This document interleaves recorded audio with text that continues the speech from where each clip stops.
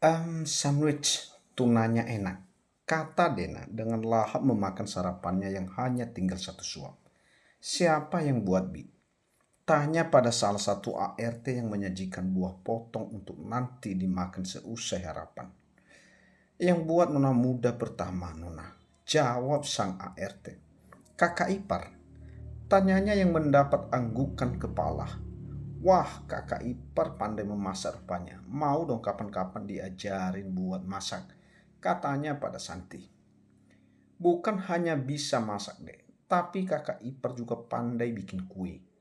Toko kuenya aja terkenal dan laris banget, sahut Reta. Beruntung banget Kak Calvin, ujar Dena. Ajari aku masak ya kak, ya. Pintanya dengan menggoyangkan tangan Santi. Kebetulan tempat duduk Dena memang berada di samping Santi, tepat di depan Reta.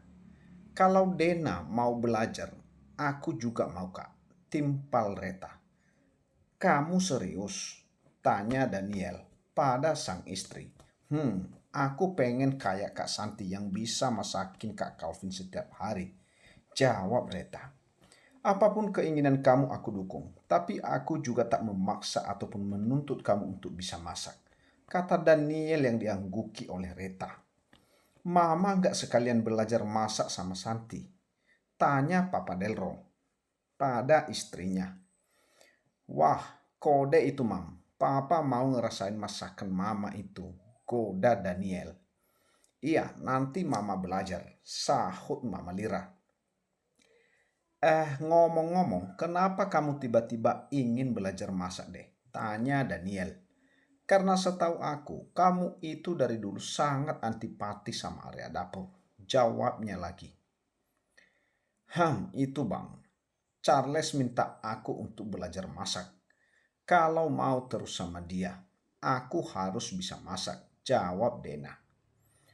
Dena, kalau memang sudah cinta, sayang, maka dia akan menerima kamu itu apa adanya. Nggak nuntut ini itu, sahut Daniel.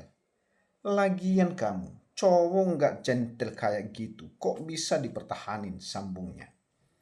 Kalau dia memang serius sama kamu, suruh datang ke sini pas balik ke Indonesia buat temuin papa, kakak atau abang kamu. Kata Calvin yang tadi hanya diam akhirnya buka suara juga. Jangan kamu pikir jauh dari kami tak bisa memantau kamu, sambungnya lagi dengan nada yang sarkas. Jujur Calvin, Daniel juga Papa Delo sangat tak menyukai sosok kekasih putri bungsu keluarga Andero itu. Bukan tanpa sebab. Lelaki itu hanya ingin memanfaatkan si bungsu saja. Bahkan beberapa kali Dena diam-diam sudah mentransfer sejumlah uang pada lelaki itu. Dipikir keluarganya tak tahu, tapi yang sebenarnya semuanya tahu akan hal itu. Sudah beberapa kali pula Daniel, Calvin juga Papa Delro melemparkan bukti tentang kebusukan pria itu. Tapi tetap saja Dena tak percaya dan lebih mendengarkan perkataan beracun dari pria tersebut. Mendengar perkataan kedua kakak laki-lakinya, Dena yang semula ceria kini hanya bisa diam sambil menundukkan kepalanya. Kamu itu perlu bukti apa lagi agar bisa menjauh dari lelaki BRXSSK itu? Kata Calvin pelan namun penuh dengan penekanan. Dena semakin meremas kedua tangannya yang sudah berada di bawah meja. Dia bukan lelaki seperti itu, Kak, lirih Dena.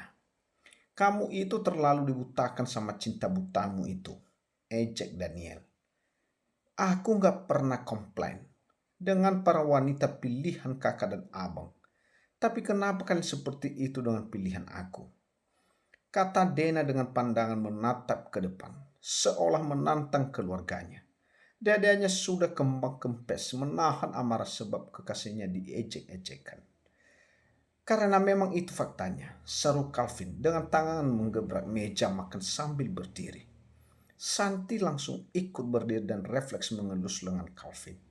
Jangan seperti ini, lirih Santi. Kalian semua jahat, seru Dena yang langsung berlari menuju ke kamarnya.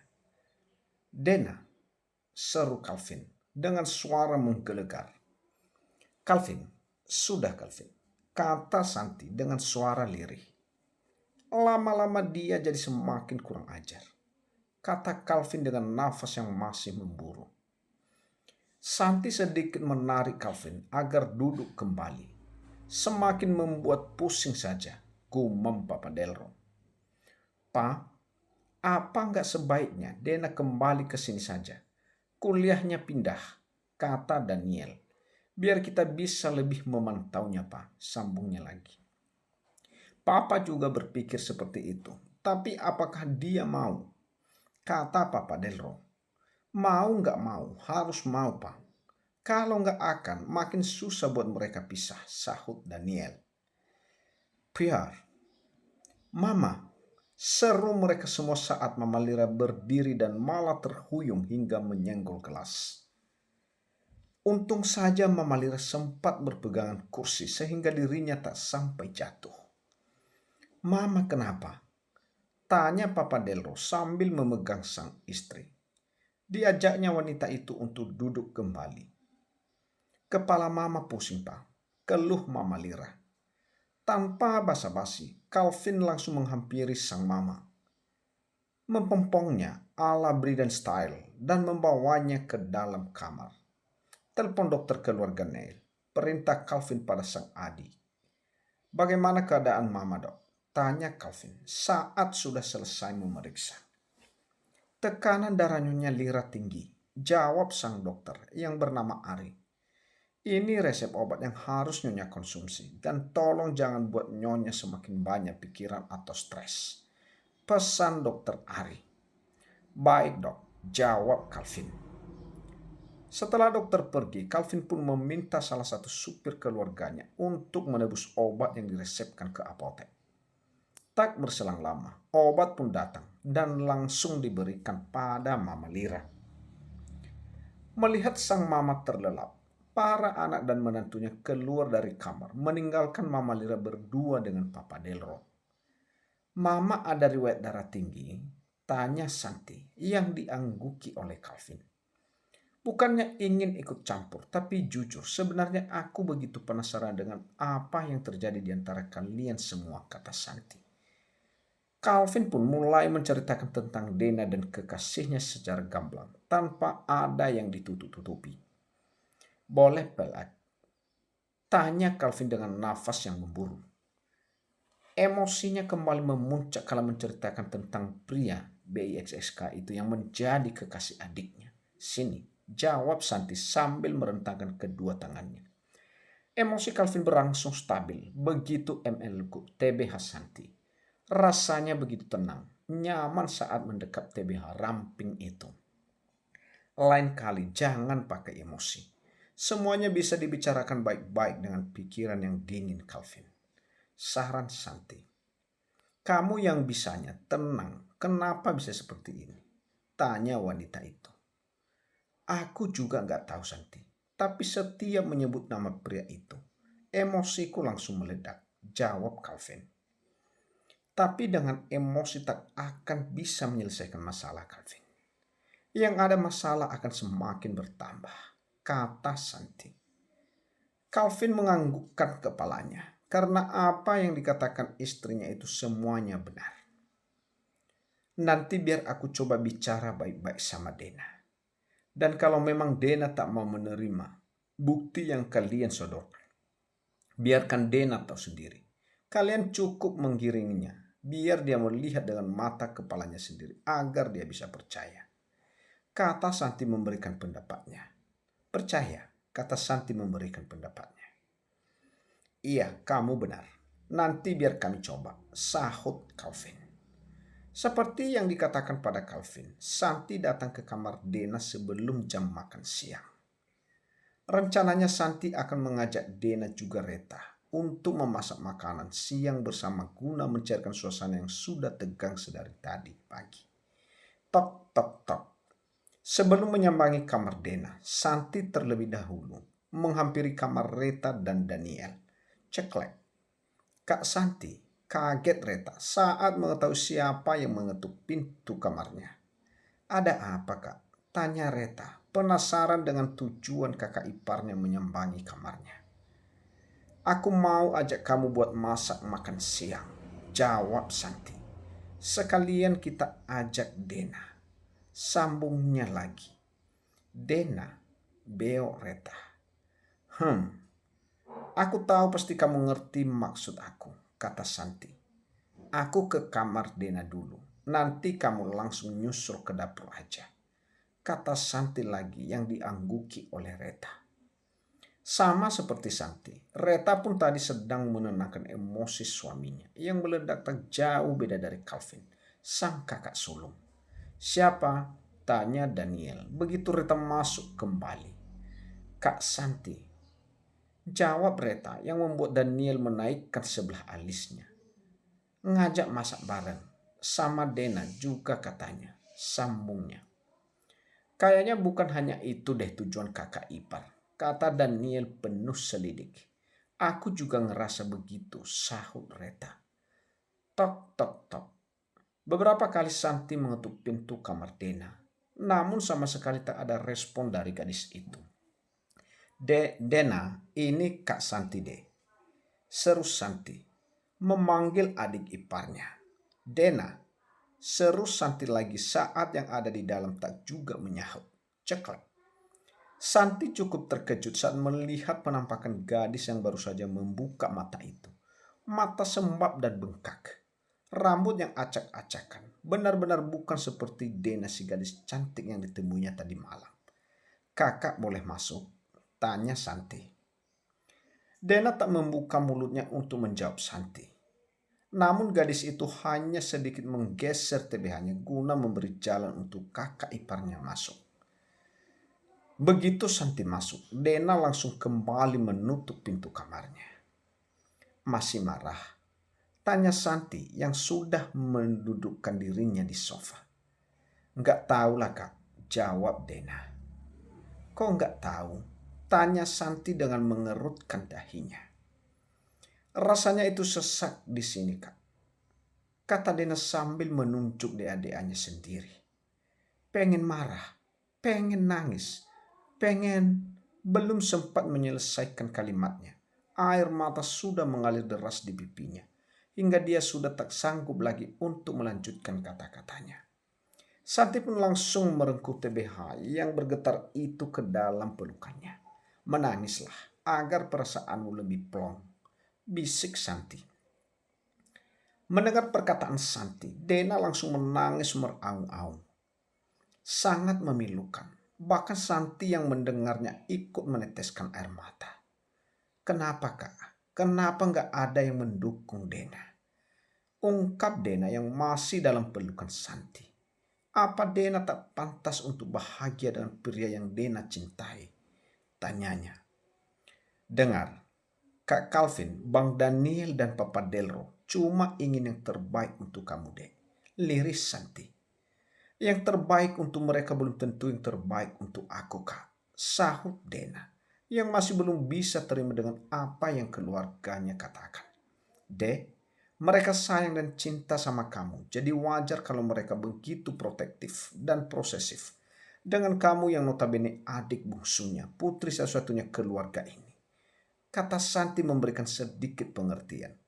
Tolong juga maklumi kekhawatiran mereka dek, sambungnya. Tapi, kata Dena, sudah, sergah Santi. Saran kakak, kalau memang kekasih kamu itu baik dan tak seperti yang mereka katakan, maka buktikan, kata Santi. Tunjukkan keseriusannya dalam membina hubungan dengan kamu. Minta datang ke sini buat bertemu dengan keluarga kamu. Tunjukkan etikat baiknya selayaknya seorang pria dewasa yang sedang menjalin hubungan dengan anak gadis orang.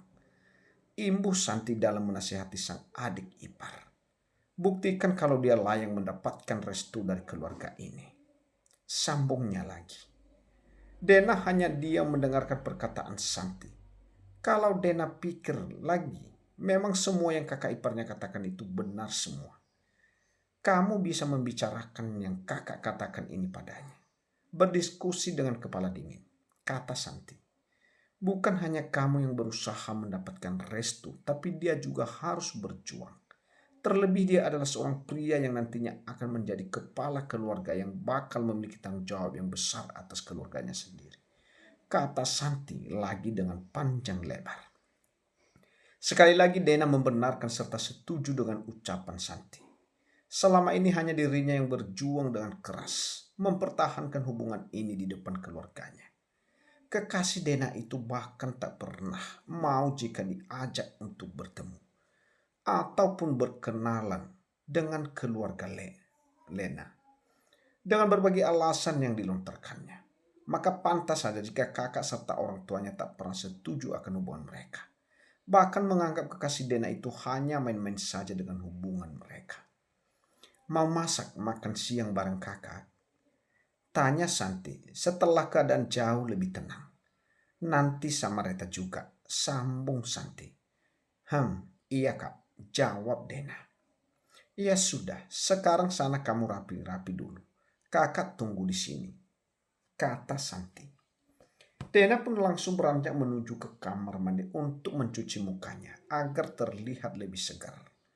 Tak lupa pula menyisir rambut serta menyapukan dengan tipis bedak dan mengoleskan lip balm.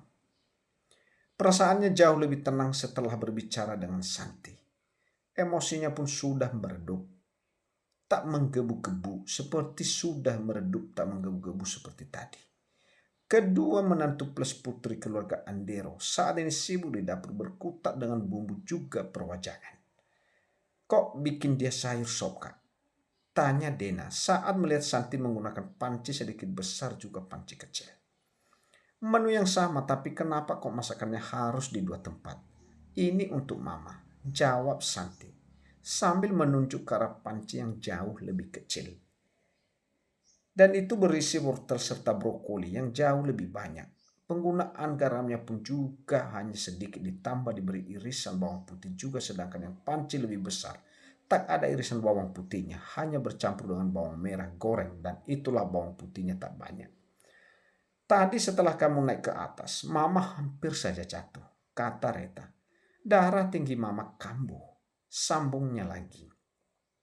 Ini semua pasti gara-gara aku ya kak. Mama sampai seperti itu. Lirih Dena dengan kepala yang menunduk. Sedikit dan bercampur rasa bersalah dalam hatinya saat ini. Ini semua bukan sepenuhnya salah kamu. Mama memang kan ada riwayat darah tinggi. Sahut Santi yang tak ingin Dena semakin merasa bersalah. Sudah, lebih baik kita lanjut aja masaknya dan jangan sedih-sedih kayak gitu. Nanti rasa masakannya jadi nggak enak loh, kata Santi. Memang iya kak, tanya Reta. Iya.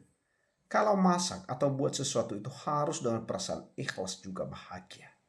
Biar hasilnya maksimal, sahut Santi. Itu tempe sama tahunya kamu goreng ya. Tinggal cemplungin aja ke minyak. Tadi sudah aku kasih bumbu, imbuhnya yang diangguki oleh Reta.